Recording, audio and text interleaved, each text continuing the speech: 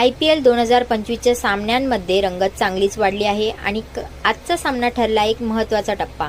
जयपूरच्या सवाई मानसिंग स्टेडियमवर झालेल्या 50व्या सामन्यात मुंबई इंडियन्सने राजस्थान रॉयल्सवर तब्बल 100 धावांनी विजय मिळवत आपली विजयी घोडदौड कायम ठेवली आहे।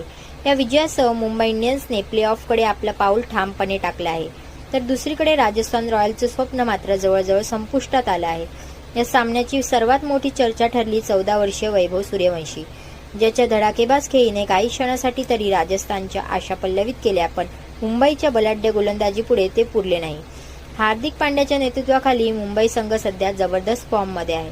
जसप्रीत बुमराहच्या पुनरागमनाने त्यांची गोलंदाजी आणखी धारदार झाली आहे, तर रोहित शर्मा, सूर्यकुमार यादव आणि विल जॅक्स सारखे फलंदाज मुंबईला अपराजय बनवत आहेत। राजस्थान रॉयल्ससाठी आता उरलेल्या सामन्यांमध्ये केवळ अभिमानासाठी खेळायचं आहे। कॅप्टन रियान पराग आपल्या तरुण टीमला प्रोत्साहन देतो आहे, पण प्लेऑफमध्ये पोहोचण्यासाठी आता गणित शक्य नाही। युवा जोश आणि अनुभवी ताकदीचा थरार याच सामन्यात पाहायला मिळाला। आता पुढील सामन्यांकडे सगळ्यांचं लक्ष लागून राहिलं आहे। आणखी अपडेटसाठी लाईक, शेअर आणि सबस्क्राईब करायला विसरू नका।